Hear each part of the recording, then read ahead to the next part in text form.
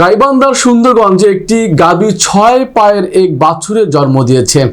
অস্বাভাবিক বৈশিষ্ট্যের সদ্যজাত বাছুরটি দেখতে প্রচুর মানুষ ভিড় করছেন। শুক্রবার উপজেলার বামনডাঙ্গা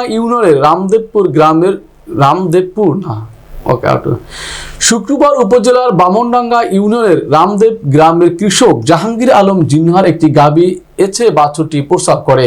বাছুরটির 4টি পা ঠিক জায়গায় থাকলেও ঘাড়ের কাছে 2টি অতিরিক্ত পা রয়েছে। কৃষক জাহাঙ্গীর আলম বলেন, অস্বাভাবিক অঙ্গ প্রত্যঙ্গের বাচ্চা প্রসবের সময় জটিলতা দেখা দেওয়ায় গাভীটি কিছুটা অসুস্থ হয়। চিকিৎসকের পরামর্শে গাভীটি সুস্থ হয়। এমন বিরল প্রকৃতির বাছুর জন্ম দেওয়ায় প্রথমে আতঙ্কিত হয়ে পড়ি। এখন বাছুরটি স্বাভাবিকভাবে চলাফেরা করছে। সুন্দরগঞ্জ উপজেলা প্রাণী সম্পদ কর্মকর্তা ডাক্তার বিপ্লব কুমার দে বলেন, এমন ঘটনা খুবই বিরল। এটা সচরাচর ঘটে না, তবে আশা করা যাচ্ছে 6 পা হলেও বাছুরটির কোনো সমস্যা হবে না।